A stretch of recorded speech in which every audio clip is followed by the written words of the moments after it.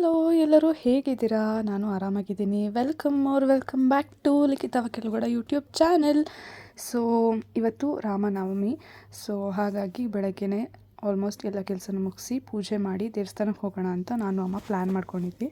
So ನಾನು ಅಮ್ಮ ಇಬ್ಬರೂ ಒಂದೊಂದು ಕೆಲಸ ಡಿವೈಡ್ ಮಾಡ್ಕೊಂಡು ಮಾಡ್ತಾಯಿದ್ವಿ. ಆದರೆ ಬೆಳಗ್ಗೆ ಬೇಗ ಎದ್ದಿದ್ದರಿಂದ ಹೊಟ್ಟೆ ಹಸಿವಾಗ್ತಿತ್ತು ಅಂತ ಫಸ್ಟ್ ಟಿಫನ್ ತಿಂದೆ.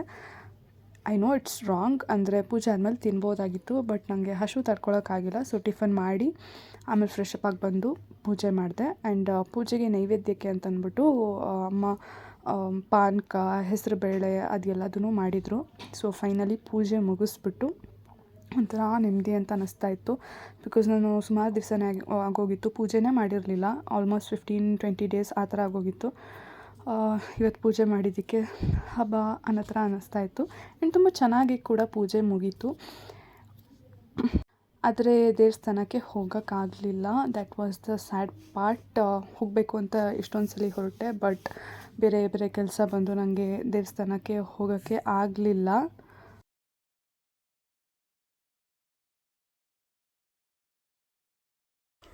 ಹಲೋ ಎಲ್ಲರೂ ಹೇಗಿದ್ದೀರಾ? ನಾನು ಆರಾಮಾಗಿದ್ದೀನಿ. 1.5 ತಿಂಗಳಿಂದ ನನಗೆ ವೀಡಿಯೋಸ್ನ ಮಾಡೋಕ್ಕಾಗಿರಲಿಲ್ಲ, unfortunate for some reasons. But ಇನ್ಮೇಲೆ ನಾನು ಪ್ರಾಪರಾಗಿ ವೀಡಿಯೋಸ್ನ ಮಾಡ್ತೀನಿ. ಆ್ಯಂಡ್ ನಿಮ್ಮೆಲ್ಲರ ಸಪೋರ್ಟ್ ಕೂಡ ನನಗೆ ತುಂಬ ಇಂಪಾರ್ಟೆಂಟ್ ಆಗುತ್ತೆ. ಆ್ಯಂಡ್ 1.5 ತಿಂಗಳು ಆಗಿರೋದ್ರಿಂದ let me introduce my self. ನನ್ನ ಹೆಸರು ಲಿಖಿತ ಅಂತ. ನಾನು ಲೈಫ್ ಸ್ಟೈಲ್, ಫ್ಯಾಷನ್, ಟ್ರಾವೆಲ್ ಈ ಥರ ವ್ಲಾಗ್ಗಳನ್ನ ಮಾಡ್ತೀನಿ. ಸೊ ಇನ್ನೂ ಯಾರು ನನ್ನ ಚಾನಲ್ಗೆ ಸಬ್ಸ್ಕ್ರೈಬ್ ಮಾಡ್ದಲೇ ನೋಡ್ತಾ ಇದ್ದೀರೋ ಪ್ಲೀಸ್ ಸಬ್ಸ್ಕ್ರೈಬ್ ಮಾಡಿ. ಬಿಕಾಸ್ ನಿಮ್ಮ ಸಪೋರ್ಟ್ ನನಗೆ ತುಂಬ ಇಂಪಾರ್ಟೆಂಟ್ ಆಗುತ್ತೆ. So last month February month ನನ್ನ ಬರ್ಡೇ ಮಂತ್ ಹೇಗೋಯಿತು. ನನ್ನ birthday complete month I was very happy. Ups and downs ಅಂತೂ ಇದ್ದೇ ಇರುತ್ತೆ ಎಲ್ಲ ಯಾವಾಗ್ಲೂ.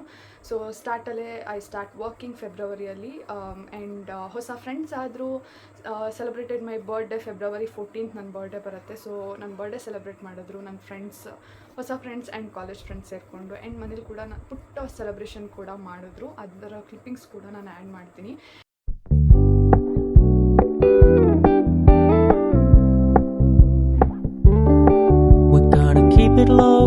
ಆ್ಯಂಡ್ ನನ್ನ ಫ್ರೆಂಡ್ ಮತ್ತು ಅವ್ರ ಅಕ್ಕ ಇಬ್ಬರು ಸೇರಿಕೊಂಡು they gifted me MK watch, Michael ಕೋರ್ಸ್ದು ಲಿಮಿಟೆಡ್ ಎಡಿಷನ್ ವಾಚ್ನ ಗಿಫ್ಟ್ ಮಾಡಿದ್ರು.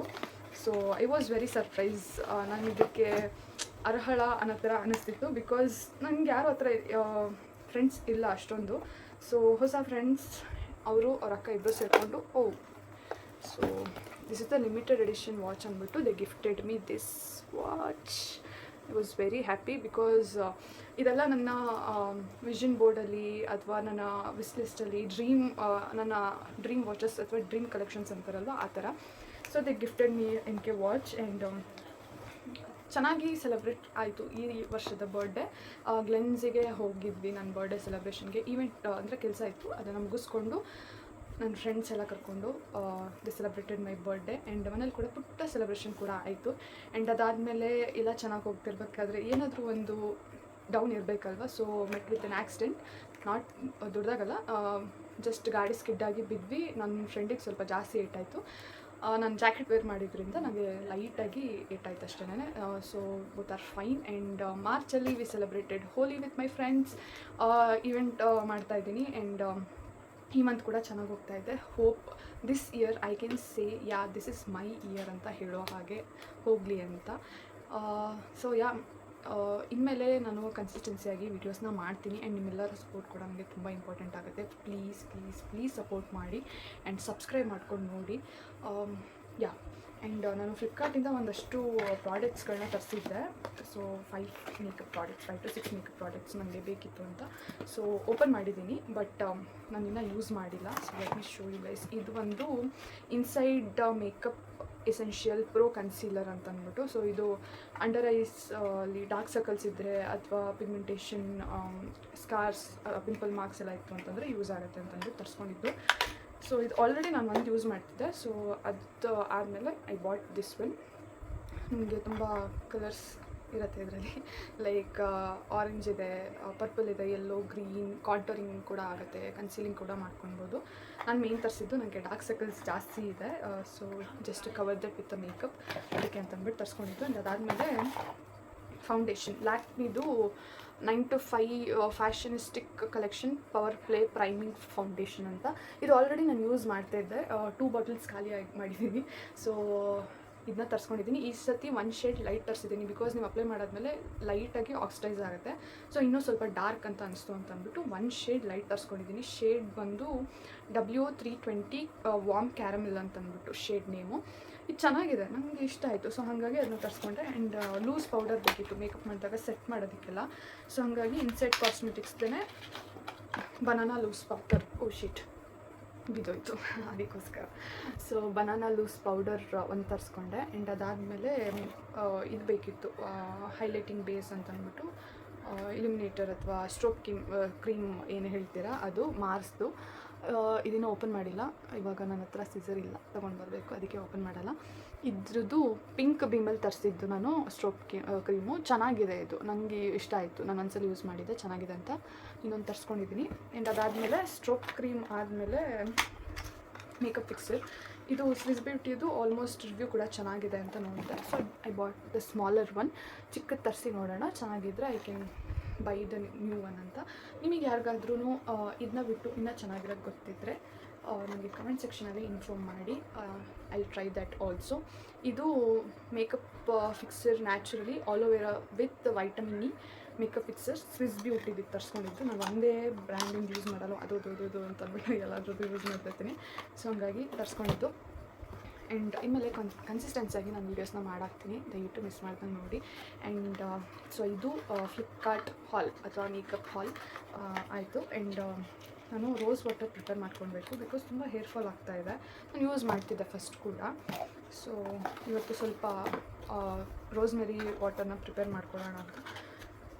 ಅದರದ್ದು ರೆಸಿಪಿ ತೋರಿಸ್ತೀನಿ, ನಾನು ಯಾವ ಥರ ರೋಸ್ಮೆರಿ ವಾಟರ್ನ ಯೂಸ್ ಮಾಡ್ತಿದ್ದೆ ಅಂತ. ಆ್ಯಂಡ್ ನನಗೆ ರಿಸಲ್ಟ್ ಬಂದಿದೆಯಾ? ಹೌದು ಬಂದಿದೆ. ನಾನು ಡ್ರಾಸ್ಟಿಕ್ ರಿಸಲ್ಟ್ನೇ ನೋಡಿದ್ದೀನಿ ರೋಸ್ಮೆರಿ ಯೂಸ್ ಮಾಡೋದ್ರಿಂದ. ಮಧ್ಯದಲ್ಲಿ ಸ್ವಲ್ಪ ಬಿಟ್ಟೆ, ಸೊ ಕೂದಲು ಇವಾಗ ಫುಲ್ ತೆಳ್ಳಾಗಿದೆ. ಆ್ಯಂಡ್ ಡ್ಯಾಮೇಜ್ ಕೂಡ ಆಗಿದೆ ಸ್ವಲ್ಪ. ಆ್ಯಂಡ್ ನೀವು ಯಾರಾದರೂ ಹೇರ್ ಫಾಲ್ ಆಗ್ತಿದೆ ಅಂತಂದರೆ ಫಸ್ಟ್ 2 ಥಿಂಗ್ಸ್ನ ಚೇಂಜ್ ಮಾಡ್ಕೊಳ್ಳಿ. ನೀರು ನೀವೇನಾದರೂ ಚೇಂಜಸ್ ಆಯಿತು ಅಂತಂದ್ರೂ ಕೂಡ ಹೇರ್ ಫಾಲ್ ಆಗುತ್ತೆ. ಶ್ಯಾಂಪು ಅದು ಕೂಡ ಚೇಂಜಸ್ ಆದಾಗ ತುಂಬ ಹೇರ್ ಫಾಲ್ ಆಗೋಕ್ಕೆ ಸ್ಟಾರ್ಟ್ ಆಗುತ್ತೆ. ಆ್ಯಂಡ್ ಅದು ಬಿಟ್ಟರೆ ಹೀಟರ್ ನೀರಲ್ಲಿ ನಾನು ತಲೆ ಸ್ನಾನ ಮಾಡಿದ್ರೆ ನನ್ನ ಕೂದಲು ಫುಲ್ ಉದ್ರೋಗುತ್ತೆ. ನಾವು ಮನೇಲಿ ಯೂಸ್ ಮಾಡೋದು ಗ್ಯಾಸ್ ಗೀಸರ್ ನೀರು, ಬಟ್ ಕರೆಂಟ್ ಹೀಟರಲ್ಲಿ ಯೂಸ್ ಮಾಡೋದು ಬಿಸಿನೀರು ಯೂಸ್ ಮಾಡಿದ್ರೆ ನಂಗೆ ಫುಲ್ಲು ಹೇರ್ ಫಾಲ್ ಆಗುತ್ತೆ. ಇದನ್ನು ನಾನು ತಿಳ್ಕೊಂಡಿದ್ದು ನಾನು ಹೈದ್ರಾಬಾದಿಗೆ ಹೋಗಿ ವಾಪಸ್ ಬಂದಮೇಲೆ ಅಲ್ಲಿ ಅಕ್ಕನ ಮನೇಲಿ ಅದನ್ನ ಯೂಸ್ ಮಾಡ್ತಿದ್ರು. ನಾವಿಲ್ಲಿ ಗ್ಯಾಸ್ ಗೀಸರ್ ಯೂಸ್ ಮಾಡ್ತಿದ್ರಿಂದ ನನಗೆ ಅದರದ್ದು ಚೇಂಜಸ್ ಗೊತ್ತಾಯಿತು. ಆ್ಯಂಡ್ ಅದಾದಮೇಲೆ ಇನ್ ಮಂತ್ ಆಫ್ ಡಿಸೆಂಬರ್ ನಾನು ಅಜ್ಜಿ ಮನೆಗೆ ಹೋದೆ 20 days. ಅಲ್ಲೂ ಹೀಟರ್ ನೀರೇನೆ. ಸೊ ಕೂದಲೆಲ್ಲ ಉದ್ರೋಗಿದೆ. ಬೀಯಿಂಗ್ ಅ ಲೇಸಿ ಗರ್ಲ್ ನಾನು ಕೇರ್ ಮಾಡಿಲ್ಲ. ಸೊ ಇವಾಗ ಸ್ವಲ್ಪ ಕೇರ್ ಮಾಡಬೇಕು. ಸೊ ರೋಸ್ಮೆರಿದು ಹೇಗೆ ಪ್ರಿಪೇರ್ ಮಾಡ್ತೀನಿ ಅಂತ ಅಂದ್ಬಿಟ್ಟು ಒಂದು ರೆಸಿಪಿ ಹಾಕ್ತೀನಿ, ಚೆಕ್ ಮಾಡಿ. ಆ್ಯಂಡ್ ಇನ್ನು ಯಾರು ಸಬ್ಸ್ಕ್ರೈಬ್ ಮಾಡ್ಕೊಂಡಿಲ್ವೋ ಪ್ಲೀಸ್ ಸಬ್ಸ್ಕ್ರೈಬ್ ಮಾಡಿಕೊಂಡು ನೋಡಿ, ಓಕೆನಾ? ಸೊ ಬನ್ನಿ ರೋಸ್ಮೆರಿ ವಾಟರ್ನ ಪ್ರಿಪೇರ್ ಮಾಡೋಣ.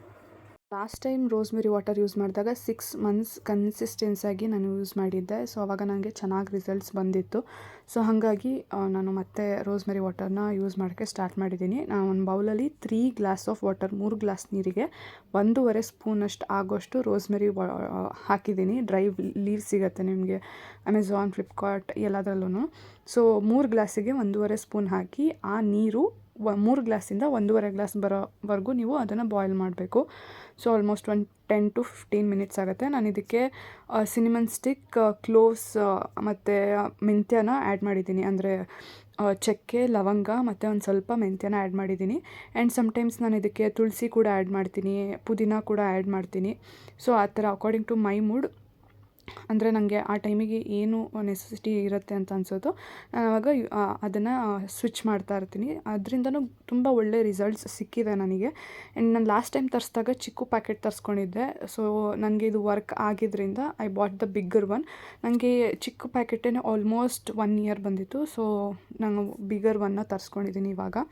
ಆ್ಯಂಡ್ ಇದನ್ನು 15 minutes ಅಥವಾ 10 to 15 minutes ಬಾಯ್ಲ್ ಮಾಡಿದ್ಮೇಲೆ ಅದು ಲೈಟಾಗಿ ರೆಡ್ಡಿಶ್ ಅಥವಾ ಲೈಟ್ ಬ್ರೌನ್ ಕಲರಿಗೆ ಬರುತ್ತೆ. ಸೊ ಅವಾಗ ಅದು ಕಂಪ್ಲೀಟ್ ಬಾಯ್ಲ್ ಆಗಿರುತ್ತೆ. ಆ್ಯಂಡ್ ನಾನು ಅದನ್ನು ಓವರ್ ನೈಟ್ ಕೂಲ್ ಆಗಕ್ಕೆ ಬಿಡ್ತೀನಿ, ಅದರಲ್ಲಿ ಇರೋವಂಥ ಇಂಗ್ರೀಡಿಯೆಂಟ್ಸ್ ನೀಟಾಗಿ ವಾಟರಲ್ಲಿ ಅಬ್ಸರ್ವ್ ಆಗಲಿ ಅಂತ.